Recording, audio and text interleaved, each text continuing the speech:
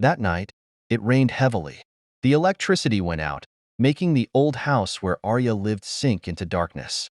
She had just moved into the house left by her grandmother in the suburbs. The house had been empty for a long time and the atmosphere felt odd, but Arya had no other choice.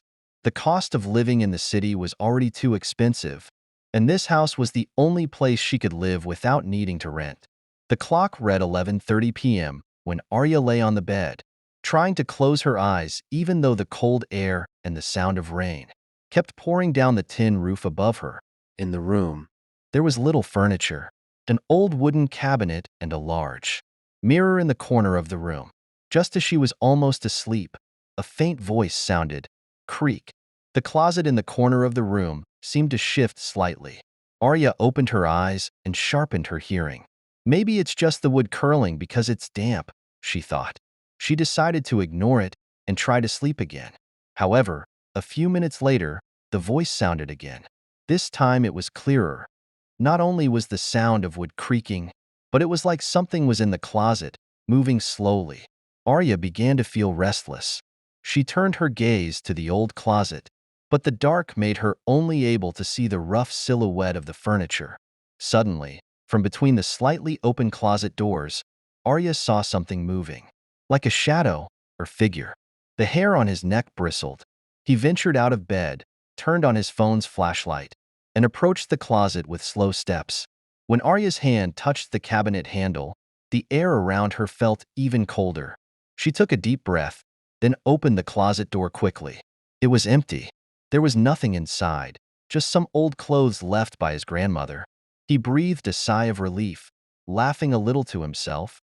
Just a hallucination, he muttered as he closed the closet door again. However, when Arya turned towards the bed, something terrible happened. She looked at the large mirror in the corner of the room and her eyes immediately widened.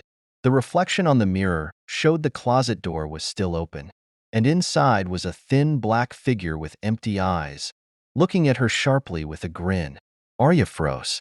The shadow slowly crawled out of the closet inside the reflection of the mirror. While in the real world, the closet remained tightly closed.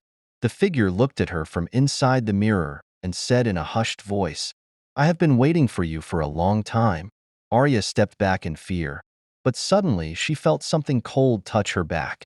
She turned her head slowly, and there, right behind her, the figure was standing, smiling widely with his mouth gaping too wide, as if ready to swallow her whole.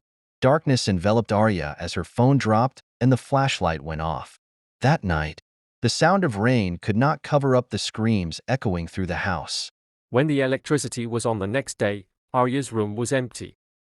All that was left was an old closet with the door slightly open, and inside, neatly arranged clothes.